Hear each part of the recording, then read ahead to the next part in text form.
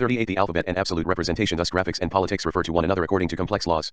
They must thus both clothe the form of reason as a process of degradation which, between two universalities and from catastrophe to catastrophe, should return to a total reappropriation of presence. Should devrate, it is the mode and tense of a teleological and eschatological anticipation that superintends Rousseau's entire discourse. Thinking difference and supplementarity in this mode and tense, Rousseau wishes to announce them from the horizon of their final effacement. In this sense, in the order of writing as in the order of the city, as long as the absolute reappropriation of men 19 in his presence is not accomplished, the worst is simultaneously the best. The furthest in the time of lost presence is closest to the time of presence regained. Hence the third condition, civil man and alphabetic writing. It is here that, in the most conspicuous and grave manner, law supplements nature and writing speech. In one case as in the other, the supplement is representation. We recall the fragment on pronunciation: languages are made to be spoken, writing is nothing but a supplement of speech. The analysis of thought is made through speech, and the analysis of speech through writing. Speech represents thought through conventional signs, and writing represents speech in the same way. Thus the art of writing is nothing but a mediated representation of thought, at least in the case of vocalic languages, the only ones that we use. The movement of supplementary representation approaches the origin as it distances itself from it. Total alienation is the total reappropriation of self-presence. Alphabetic writing, representing a representer, supplement of a supplement, increases the power of representation. In losing a little more presence, it restores it a little bit better. More purely phonographic than the writing of the second condition, it is more apt to fade before the voice, more apt to let the voice be. Within the political order total alienation, that which develops, as the social contract says, without reserve we gain the exact equivalent of what we lose, as well as an added power to conserve what we already have, BK. I. P. 361, Po 181J. On condition, of course, that the emergence out of the anterior state at the limit, from the state of pure nature does not make it fall back, as is always possible, short of the origin, and consequently if the misuse of the new condition still, at times, degrades him the human being to a point below that from which he has emerged, P. 364, P. 185. Unreserved alienation is thus unreserved representation. It wrenches presence absolutely from itself and absolutely represents it to itself. Since evil always has the form of representative alienation, of representation in its dispossessing aspect, all Rousseau's thought is in one sense a critique of representation, as much in the linguistic as in the political sense. But at the same time, and here the entire history of metaphysics is reflected, this critique depends upon the naivete of representation. It supposes at once that representation follows a first presence and restores a final presence. One does not ask how much of presence and how much of representation are found within presence. In criticizing representation as the loss of presence, in expecting a reappropriation of presence from it, in making it an accident or a means, one situates oneself within the self-evidence of the distinction between presentation and representation, within the effect of this fission. One criticizes the sign by placing oneself within the self-evidence and the effect of the difference between signified and signifier. That is to say, without thinking, quite like those later critics who, from within the same effect, reverse the pattern, and oppose the logic of the representer to the logic of the represented, of the productive movement of the effect of difference, the strange graphic of difference. It is therefore not at all surprising that the third condition, civil society and alphabet, should be described according to the patterns that are as much those of the social contract as those of the letter to D. Alem Bird. Praise of the assembled people at the festival or at the political forum is always a critique of representation. The legitimizing instance, in the city as in language, speech or writing and in the arts, is the representer present in person, source of legitimacy and sacred origin. Perversity consists precisely in sacralizing the representer or the signifier. Sovereignty is presence, and the delight in jouissance presence. The moment the people is legitimately assembled as a sovereign body, the jurisdiction of the government wholly lapses, the executive power is suspended, and the person of the meanest citizen is as sacred and inviolable as that of the first magistrate, for in the presence of the person represented, representatives no longer exist. Social Contract, pages 427 to 29 po 76. In all the orders, the possibility of the representer befalls represented presence as evil befall one as good, or history befalls origin. The signifier representer is the catastrophe. Therefore it is always new in itself, in whatever epoch it might appear. It is the essence of modernity. The idea of representation is modern, is a proposition which must be extended beyond the limits that Rousseau assigns it, p. 430, po 78. Political liberty is full only at the moment when the power of the representer is suspended and given back to the represented. In any case, the moment a people allows itself to be represented, it is no longer free, it no longer exists, p. 431, p. 80. It is necessary, then, to reach the point where the source is held within itself, where it returns or reascends toward itself in the inalienable immediacy of self-possession iuissance de soil, in the moment of the impossible representation, in its sovereignty. In the political order, that source is determined as will, sovereignty, for the same reason as makes it inalienable, cannot be represented, it lies essentially in the general will, and will does not admit of representation, it is either the same, or other, there is no intermediate possibility, p. 429, po 78. The sovereign, who is no less than a collective being, cannot be represented except by himself, the power indeed may be transmitted, but not the will, p. 368, p. 20. As corruptive principle, the representative is not the represented but only the representer of the represented, it is not the same as itself. As representer, it is not simply the other of the represented. The evil of the representer or of the supplement of presence is neither the same nor the other. It intervenes at the moment of difference, when the sovereign will delegates itself, and when, in consequence, law is written. Now the general will risks becoming a transmitted power, a particular will, preference, inequality. The decree, that is to say writing, can be substituted for the law. In the decrees representing particular wills, the general will becomes mute. Social Contract, p. 438, po 86. The system of the social contract, which founds itself on the existence of a moment anterior to writing and representation, can, however, not avoid allowing itself to be threatened by the letter.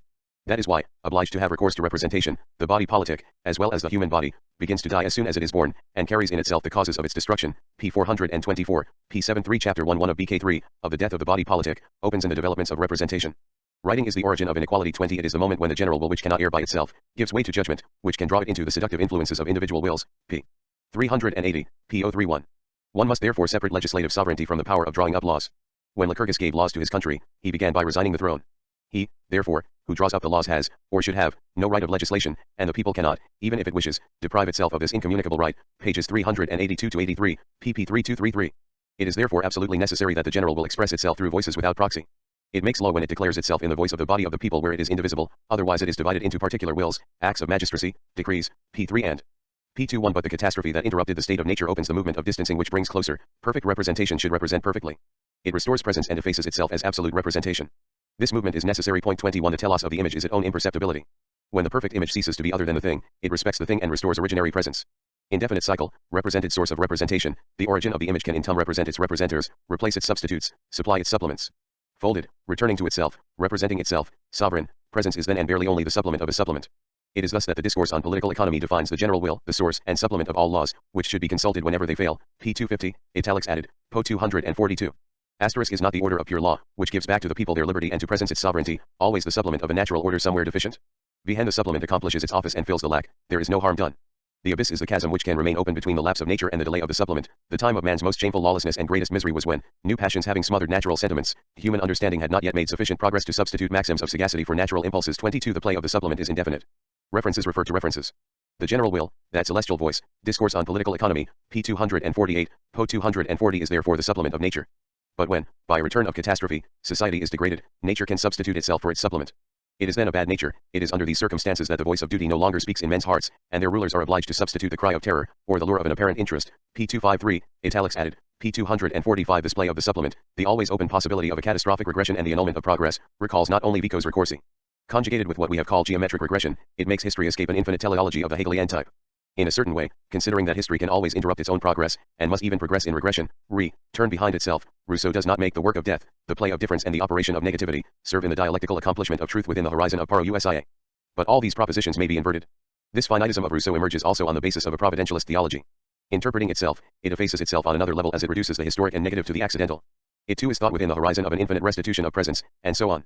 In the closed field of metaphysics, what I outline here as an indefinite exchange of Rousseauist and Hegelian positions, one might take many other examples, obeys the laws inscribed within all the concepts that I have just recalled.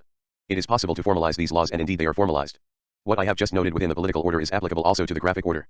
Access to phonetic writing constitutes at once a supplementary degree of representativity and a total revolution in the structure of representation. Direct or hieroglyphic pictography represents the thing or the signified. The ideophonogram already represents a mixture of signifier and signified. It already paints language.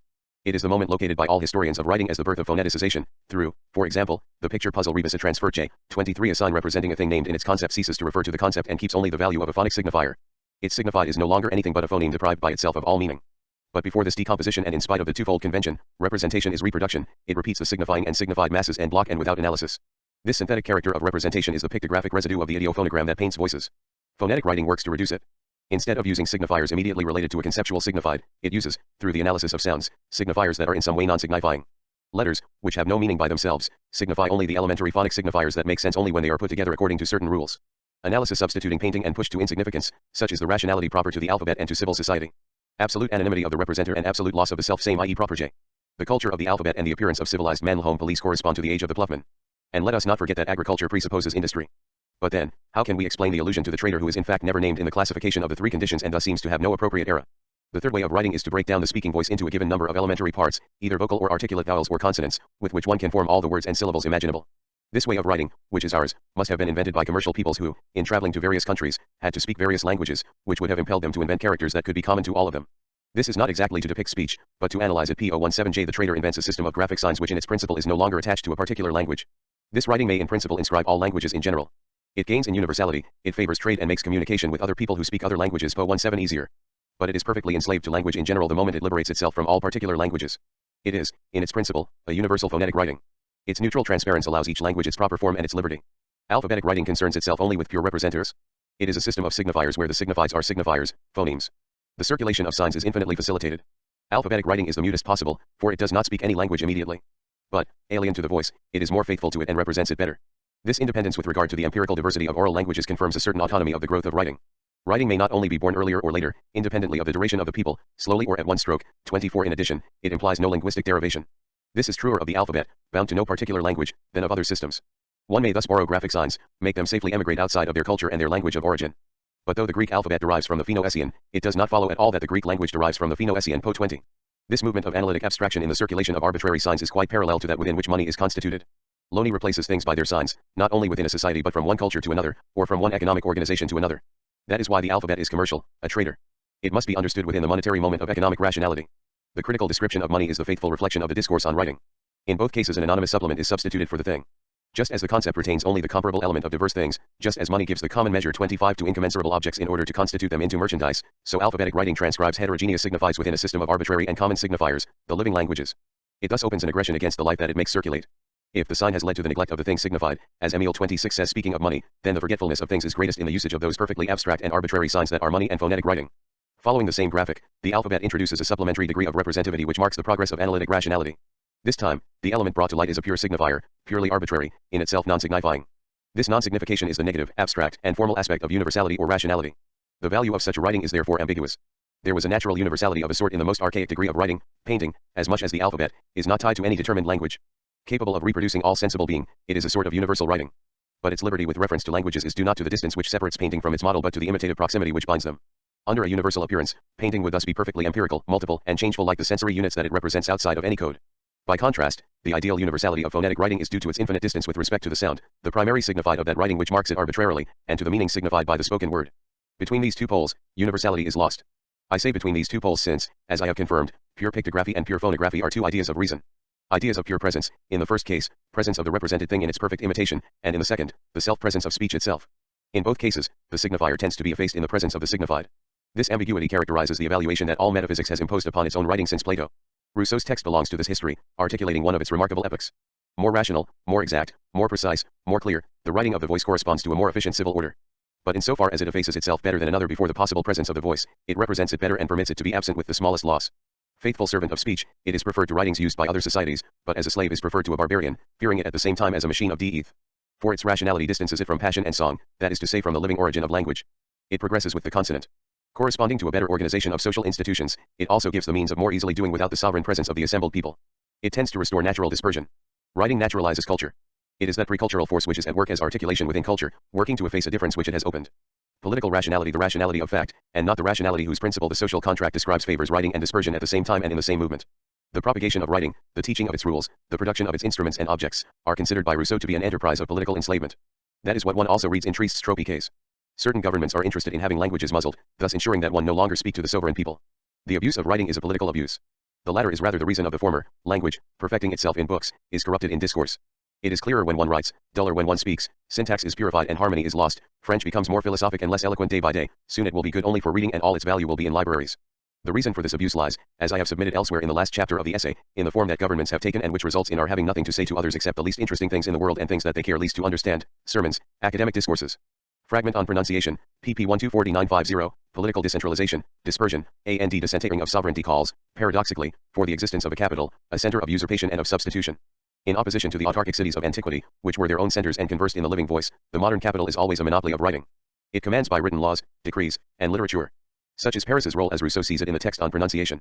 Let us not forget that the social contract judged the exercise of the sovereignty of a people and the existence of a capital incompatible. And as in the case of representatives, if it was impossible not to have recourse to them, it was at least necessary to remedy that evil by changing them often.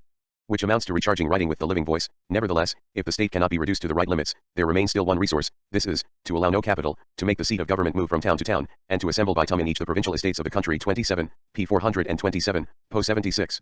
The instance of writing must be effaced to the point where a sovereign people must not even write to itself, its assemblies must meet spontaneously, without any formal summons, po 75. Which implies, and that is a writing that Rousseau does not wish to read, that there were fixed and periodic assemblies that cannot be abrogated or prorogued, and therefore a mark de iou mark. That mark had to be made orally, since the moment the possibility of writing were introduced into the operation, it would insinuate usurpation into the body of society. But is not a mark, wherever it is produced, the possibility of writing?